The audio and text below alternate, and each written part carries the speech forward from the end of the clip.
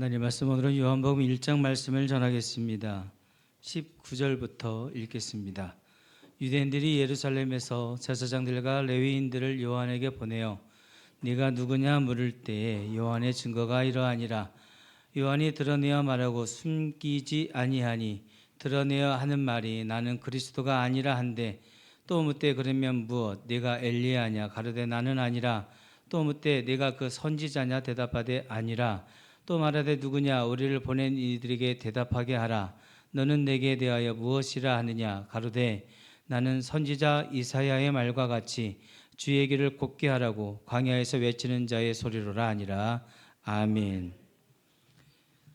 굳은 날씨 속에서도 주의 전을 찾아오신 여러분에게 하나님의 은총이 함께 하시기 바랍니다.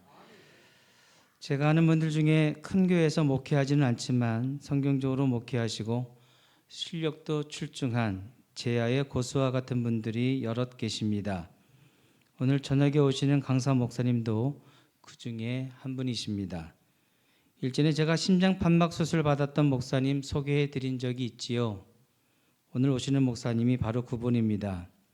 큰 수술을 받고 외부 설교를 처음 하는 것이라고 합니다. 건강할 때보다는 그 칼끝이 많이 무뎌졌겠지만 오늘 저녁에 오시면 무림의 무명 고수를 만나보시게 될 것입니다. 최근 은혜롭게 듣고 있는 찬양 중에 충만이라는 제목의 CCM이 있습니다. 화면에서 확인할 수 있듯이 이 찬양의 가사에는 무명이어도, 즉 유명하지 않아도 공허하지 않은 것은 예수 안에 만족함이 있기 때문이고, 가난하여도 부족하지 않다고 느끼는 것은 내가 예수 안에 있기 때문이라 고백이 되어져 있습니다.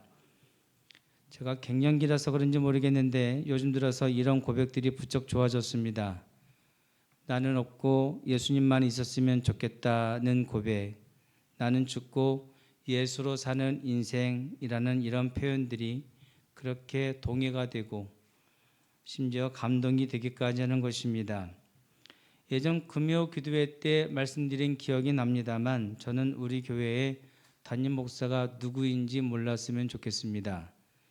어쩔 수 없이 설교도 해야 되고 홈페이지에 사진도 올라가 있습니다만 어떤 때는 사진도 좀 내리고 이름도 지웠으면 좋겠다는 생각이 들 때가 있습니다.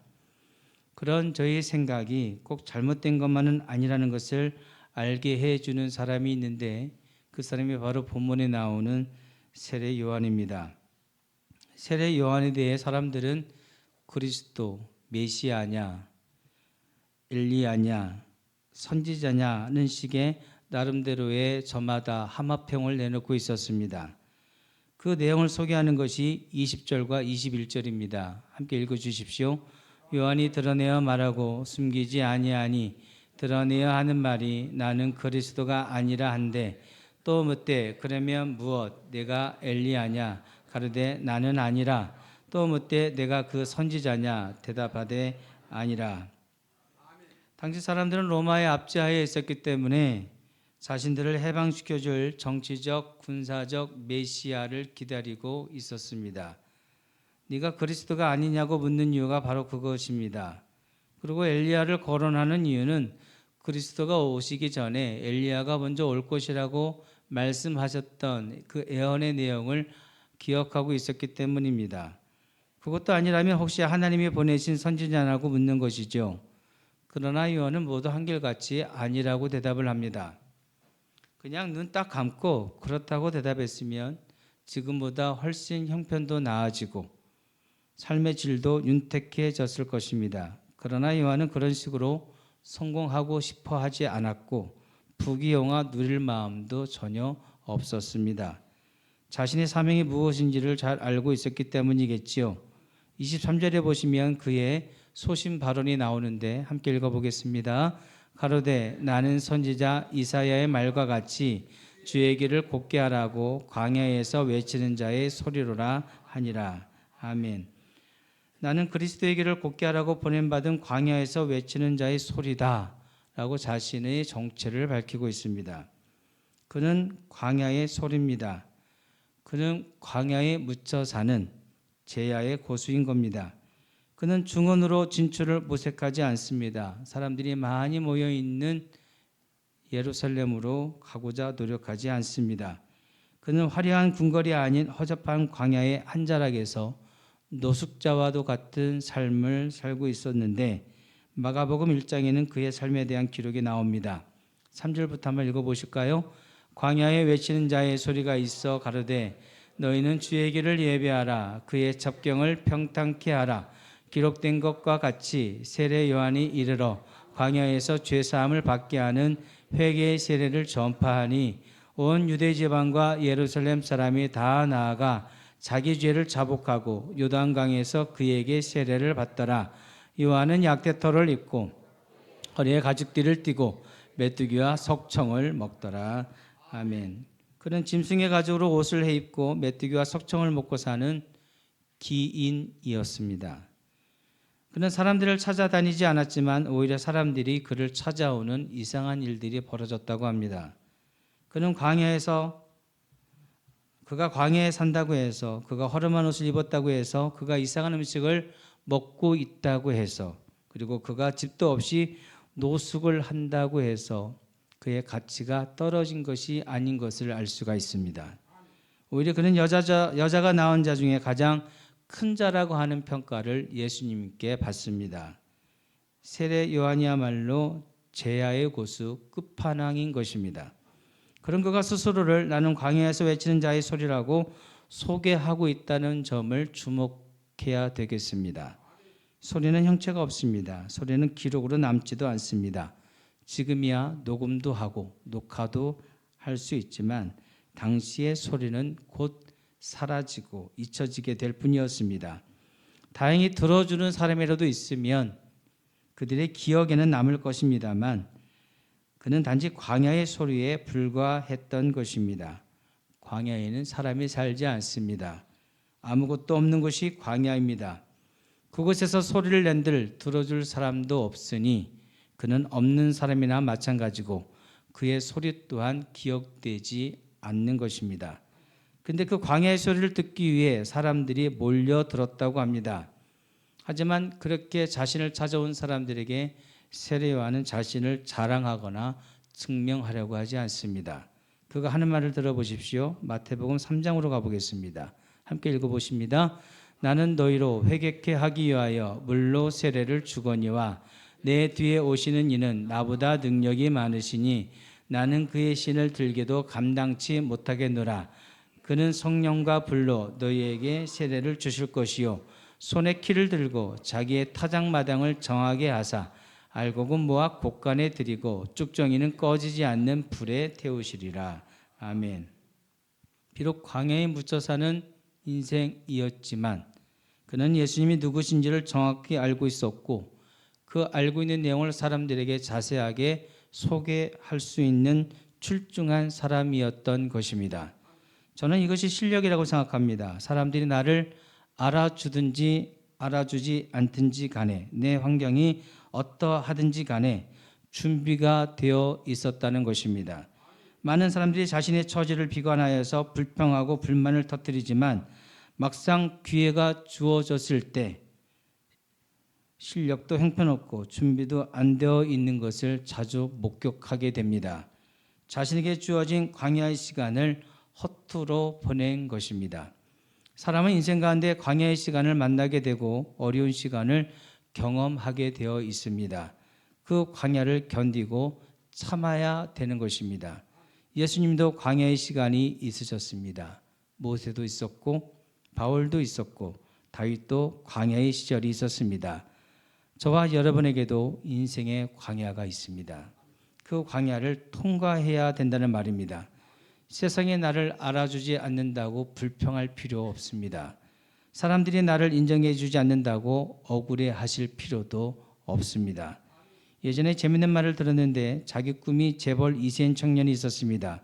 근데 이 친구가 아무리 노력해도 그 꿈을 이룰 수가 없어서 그 꿈을 포기하려고 한다는 말을 들었습니다.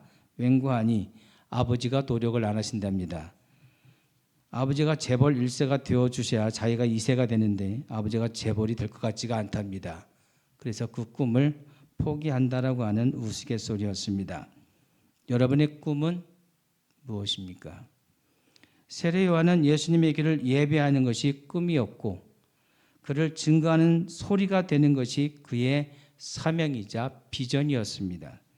그는 그리스도로 평가받고 인정받을 수 있었지만 그들의 높임을 받아들이지 않았습니다. 오히려 그는 30대 초반의 젊은 나이에 억울한 죽음을 당하게 됩니다. 그러나 누구도 그의 죽음을 비난하거나 비하하지 않습니다.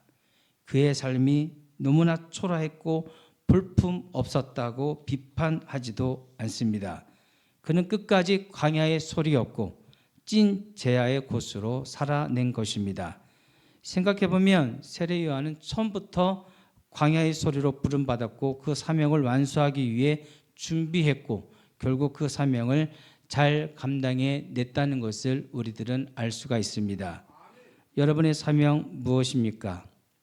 여러분은 그 사명을 완수하기 위해 지금 무슨 준비를 하고 계십니까?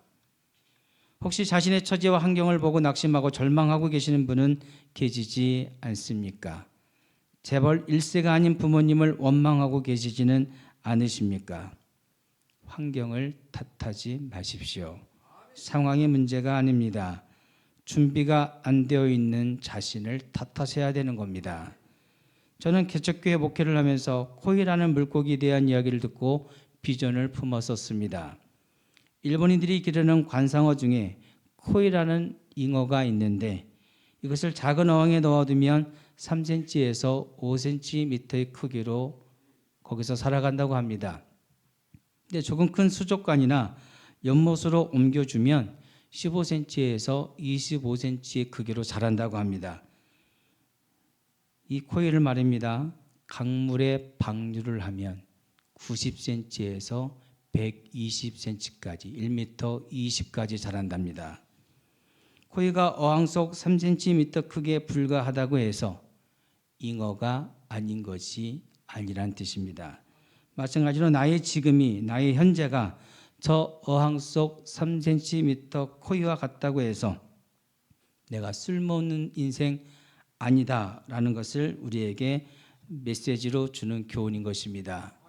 내가 하나님께 1달란트 받았던 그보다 훨씬 더 적은 1데나리온 받았든지 간에 나는 내게 맡겨주신 것 잘 감당하면 되는 것입니다.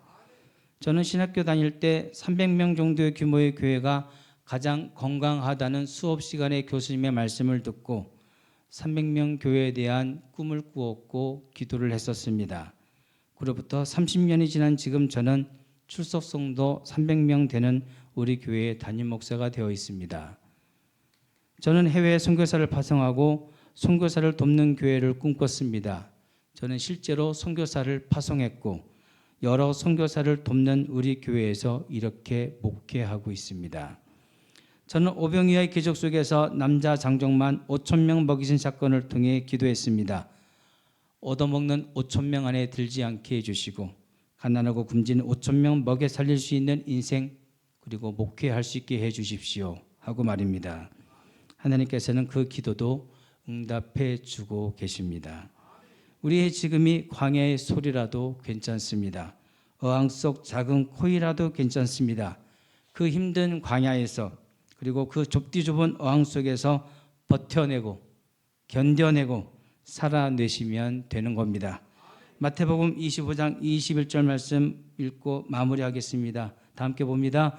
그 주인이 이르되 잘하였도다 착하고 충성된 종아 네가 작은 일에 충성하였음에 내가 많은 것으로 내게 맡기리니 내 주인의 즐거움에 참여할지어다 하고 지금 우리에게 맡겨주신 그 작은 일, 그 작은 것에 충성하시기 바랍니다.